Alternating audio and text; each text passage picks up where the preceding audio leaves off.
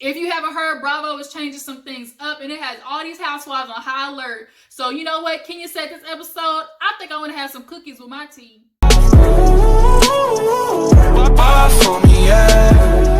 what's up, you guys? Welcome back to your girl's channel. You see what we got to get into. Real Housewives of Atlanta. Y'all, I'm trying to breathe because Kenya Moore, y'all don't understand how much that bitch gets under my skin. I can't stand heifers like her. The manipulation, the passive aggressiveness, the like victimhood of it all that she be trying to play. Like, I can't with that bitch. She's so miserable, and once misery loves company, that bitch wants everybody to be as sad as her because she can't get no dick on the regular from her man, and he halfway across the country and can't call her back besides when he want to talk to his goddamn baby, when all the baby can do is babble on the phone. Like, it's obvious Kenya cannot see other people happy. We about to get into all that, but nonetheless, if you haven't already, hit that subscribe button, hit the like button while you at it, because they right next to each other. Y'all know how them things work. Now let's not waste no time. Let's get into the review. So basically, the episode opens up with Cynthia, Eva, and Tanya and Kenya meeting up for lunch. Now, Cynthia and Eva get there first, and they're trying to discuss, break down what happened between the whole wig gate and Kenya being mad, turning into this whole like little thing. Oh, she's trying to comfort me. She's coming for my baby. The way I feed her. All this bullshit. But Eva was like, yeah, it was just a wig joke. It's not that serious. Exactly. And Cynthia was like, well, Kenya honestly and truly really does like Tanya. She really wanted to comfort her. She would have done it already because that happened a while ago. But bitch, you spoke way too soon. Cynthia, boy, did you underestimate Kenya? So then Tanya comes in, and Cynthia lets her know that Kenya's coming. She's like, great, we can talk all this shit out. So then Kenya comes walking in with her little luau dress on with the titties poking out in the middle. Y'all, milk factory, them jugs that got big, okay? But nonetheless, she's sitting down. Cynthia's like, oh, like, you cute, you dress whatever. She's like, yeah, I gotta dress like this when I gotta read a bitch. So then Eva, Cynthia, and Tanya all turn their head like, wait a minute, what you like, is this what we doing today? Like, already? So Tanya's trying to say hi to Kenya, and she's ignoring her. Kenya's like, oh, I need to get a drink. I need to get ready for this, like all this type of stuff. Tanya's like, look, okay, while you getting a drink, let's go ahead and squash this shit in the bud. Let's nip it in the bud. I heard, from the other ladies that you felt some type of way about you getting the wig. Let me know if that's true or not.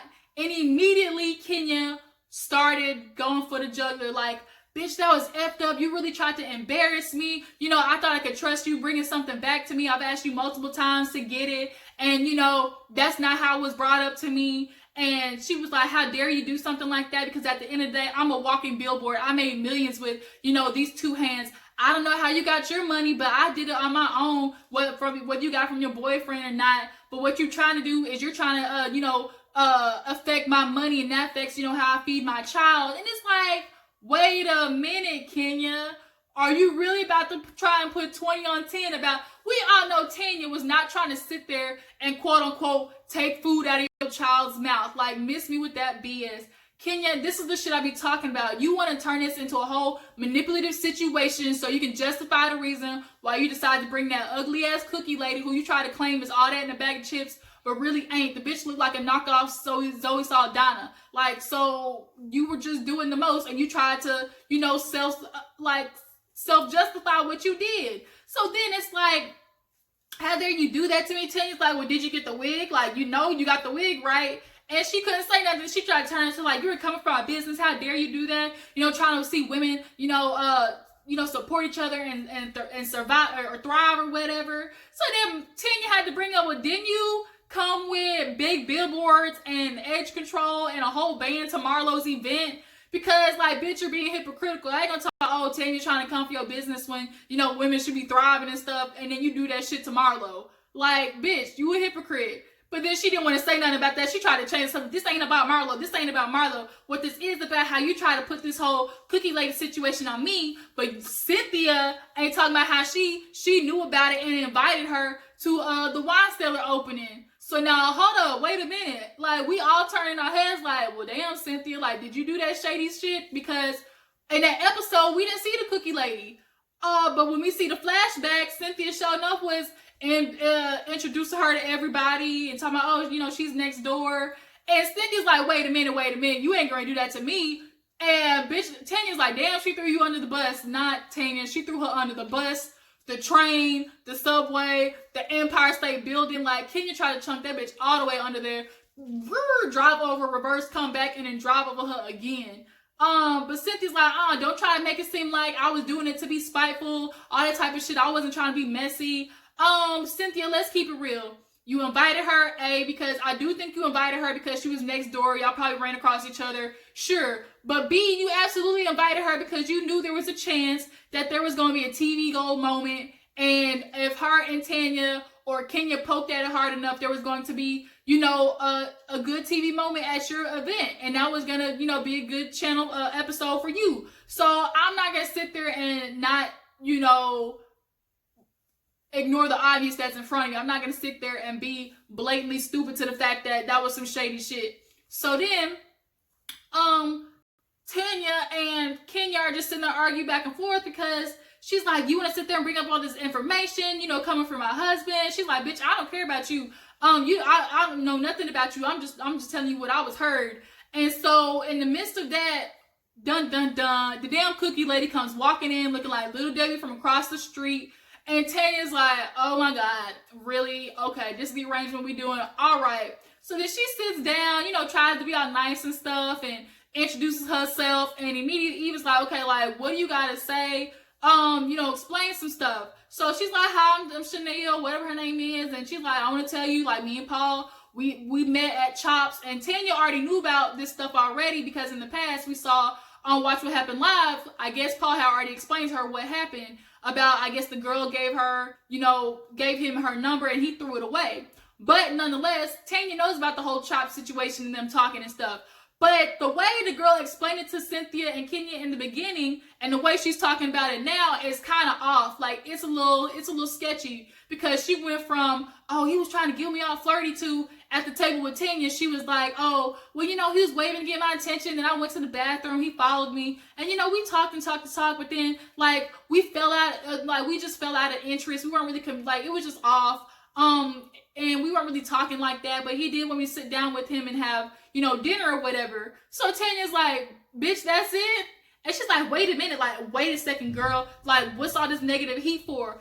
What you mean what all this negative heat for, cookie lady? You trying to come and sit down and tell me my fiance/husband is flirting with you at a goddamn bar and trying to get with you and you think I'm not going to have no heat for your ass? Now, if it was me, like Tanya tried to pay her dust, I would have paid her absolutely dust because it would have got more under Kenya's skin had, she ignored it. But Tanya was trying to, like, let it go. Like, girl, that's not even a big deal. Like, you talk to a man at a bar. But she's like, he said he was single and he was in real estate. And she's like, girl, anybody who knows my husband knows he's in technology. So then Kenya had to bring up real quick, but he said he was single. He said he was single. Like, if I had a fiance, I wouldn't want him saying he's single. Bitch, you have a whole husband and he's treating you like he's single. He in New York and you can barely reach the man unless he's trying to call, your phone so he can talk to a baby that can't even talk right now. So you need to sit there and worry about your husband instead of Tanya's.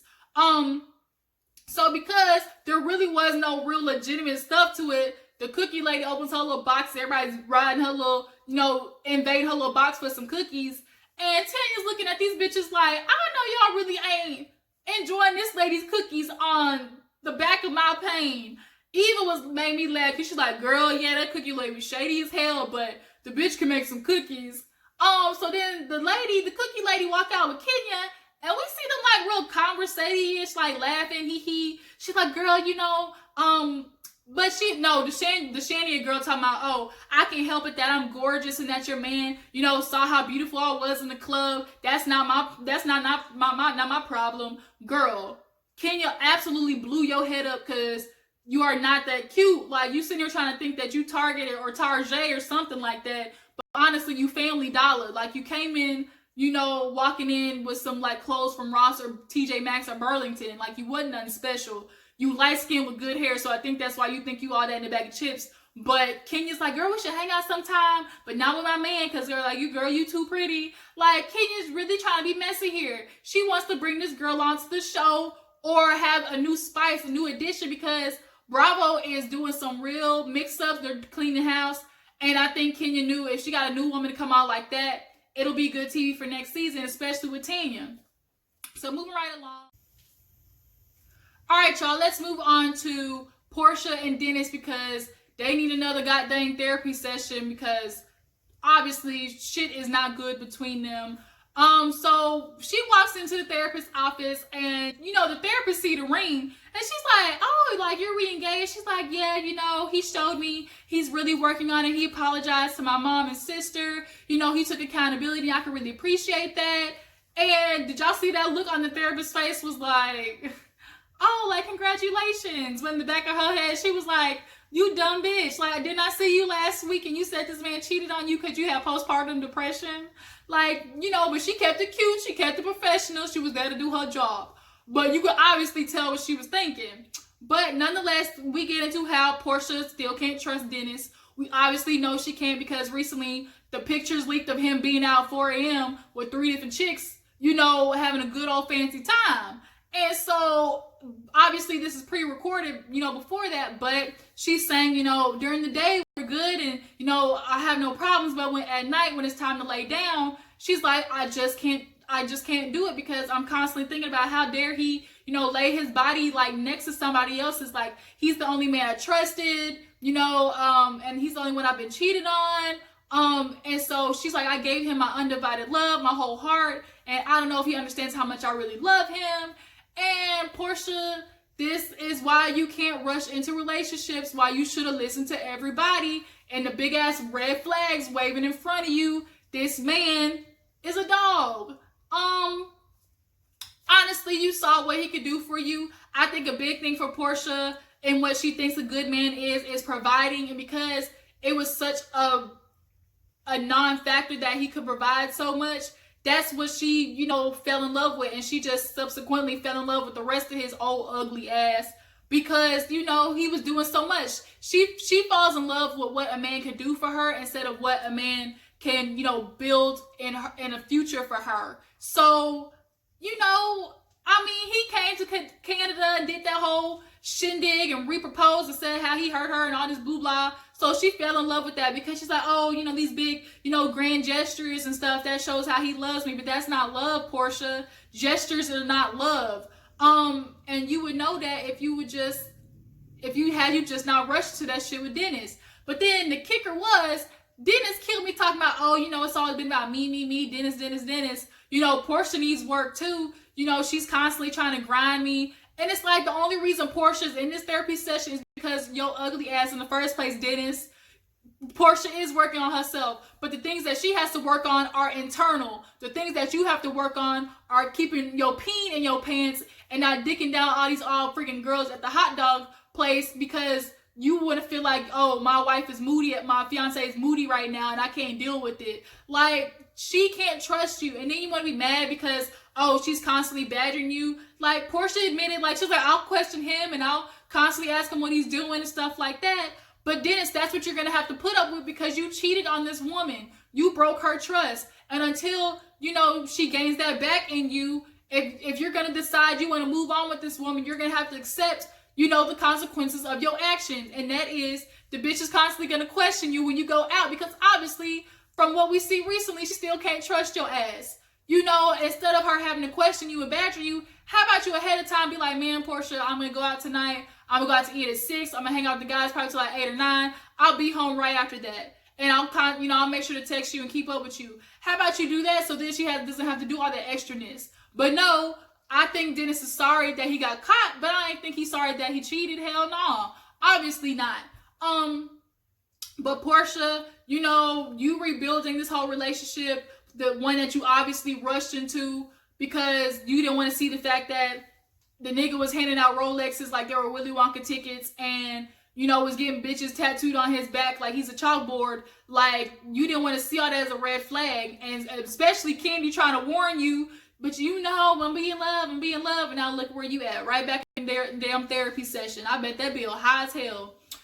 So let's move on. We see Cynthia. She, goes to see Mike for a couple of days. The daughter is there. She's really pretty. She looks like a really, like down to earth type girl, but they're sitting there getting all cuddly and stuff with all that junk that Cynthia all of a sudden gained behind her booty. And the daughter had to be like, that's not cute to go. She's like, I'm gonna go out and hang out with Alyssa, and you know, Mike just grabbed all up on her booty and stuff. He said, I can't miss her. You sure can't. Like, Mike, you obviously is doing something from the bike back there, because Cynthia, her hips is spreading, y'all. Her hips is spreading. I know I ain't the only one seeing that.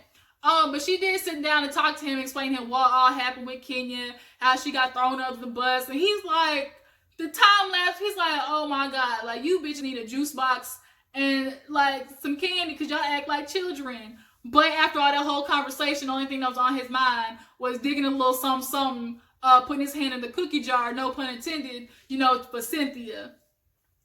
We see a little scene where Candy and Todd are talking. You know, she's discussing how, you know, she's doing acting or whatever, and they're doing, you know, painting the baby's room and him talking to Kayla. But then we get onto this subject of goddamn Mama Joyce again, because we thought things were getting better, but for some reason they are just backsliding. Mama Joyce is finding a reason to be hating on Todd again. Now Candy is telling Todd how, you know, the mama don't trust him, how, you know, she doesn't want his name on the stuff. She doesn't think he would take care of Riley. Like, Mama Joyce, that's fucked up. Like, don't nobody think that Todd wouldn't take care of Riley. God forbid anything happened to Candy. But I honestly think this is more of a situation. She's trying to make sure she good, because if Todd name on the shit, she knows she gonna have a battle trying to get that stuff with him. Because Todd ain't gonna fold for Mama Joyce. And he thinking the same thing, like, well, shit, she don't want to deal with me. I don't want to deal with that bitch either. Like, can you go ahead, please set her up, make sure she all right, because that is the last thing I want to deal with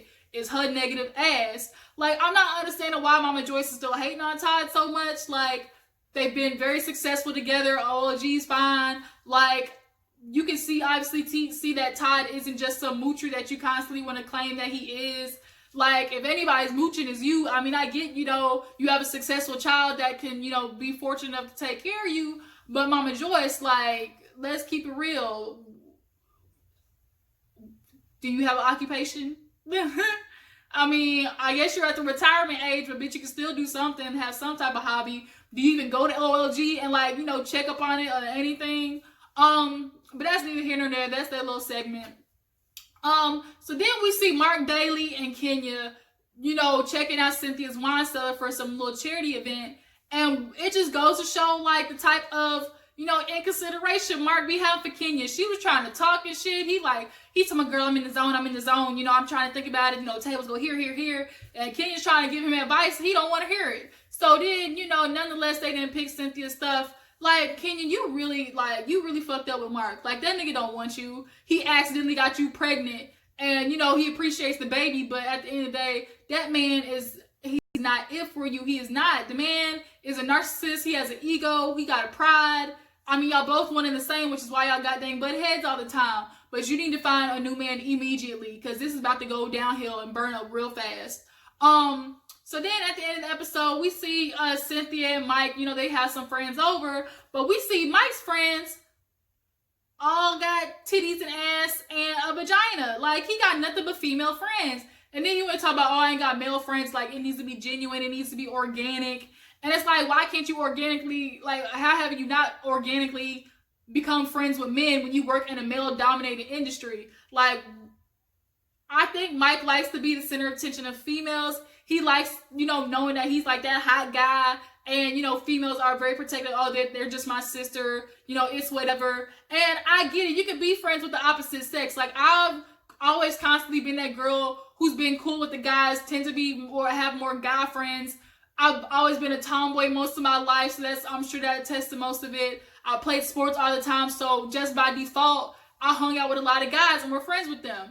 So I get being, you know, having the opposite sex as a friend, but this is just a little questionable. And then Cynthia, the fact that you like, I'm not even asked, you haven't even asked him yet, has he had sex with any of them? Out of the 8, 9, 10 women that went in that room, Cynthia, just by statistics, by possibility that man had sex with at least 1 or 2 of them, had a drunken night or kiss, or not even sex, might have just fooled around with a couple of them. And did you notice all of them almost look the same? Like cream colored skin, like dark hair, like all them hoes look exactly the same. But Cynthia, I'm gonna need you to start asking more questions, because he going into how, like, You know, he's better man today. You know, it's a good thing he met Cynthia now. Back in the day, he was cheating and he admitted to, like, his old, you know, his baby's moms and stuff. And now he's having this conversation. It's real awkward because, you know, Cynthia's talking about how, like, you know, she's glad she met him and, you know, they pray together. She gets on her knees and pray. Her girl was like, yeah, you get on your knees. That's why he proposed to you. And the damn daughter was right there. They didn't even, they just totally forgot about that. And you could tell it's awkward for the daughter. But when he goes into the book and, like, how he had to get over cheating, like, he, you know, became a better man for that, I think what it did was it just brought up a lot of suppressed feelings the daughter has about Mike, obviously, about the divorce of her parents. With her being a teenager, this was something that obviously happened where she remembers, you know, all the pain that her mom probably went through and seeing both of them go through the divorce. I think it just reopened that Pandora's box. And so when he told her to go upstairs, he could tell, like, dang, I kind of messed up. Like, him forgetting that she was there and just having that conversation. Although it's good to have that open dialogue with your kids, like, some things are just meant to be talked about in a little bit more tender manner instead of, like, joking with your girlfriends, you know, at the table, you know, hee ha ha. And Cynthia talking about, oh, you know, he cheated on his wives in the past and, you know, he got all these girlfriends. Like, you know, you might need to start asking more questions, Cynthia. Although I don't think Mike initially wants to cheat on Cynthia, and I do believe he wants to be faithful to her. Like, he's a good-looking man, and he's a good-looking man who knows it at the end of the day and appreciates female attention. Obviously. But, you know, they go upstairs to go check on the daughter, and she's crying. He's like, you know, is there anything I can do to help? And she's like, no. And, you know, Cynthia tried to come in and apologize, but at the end, like, he kind of realized, like, dang, you know, I'm just have to let her go through it, and, you know, we'll discuss it after that. But that was the episode pretty much. But at the end of the day, my whole consensus of this episode is, Kenya, you can go jump off a bridge for all I got dang care. Can't nobody be friends with your ass. You are untrustworthy. And, bitch, I hope somebody just karate chopping you in the throat at some time this reunion coming up. So that's the episode. I appreciate you guys for tuning in. Tell me what you thought about it. What do you think about Kenya bringing the cookie lady to confront Tanya? And as far as, you know, this whole Todd and Mama Joyce situation with her coming back and being pissed at Todd, do y'all think Mama Joyce is justified? Y'all let me know. Don't forget to like this video, subscribe to my channel. And by the way, I just added, I guess, a Facebook page, an official Facebook page for my YouTube. That way I can post there, and if you guys are on Facebook, just add it, and that way, you know, you'll be up to date with all my, you know, every time I upload a video. So, I'll drop that in the link description box, put the link in the description box. That way, you know, you guys can be connected that way as well. So, that's it, you guys. I will catch you guys on the flip side. Deuces.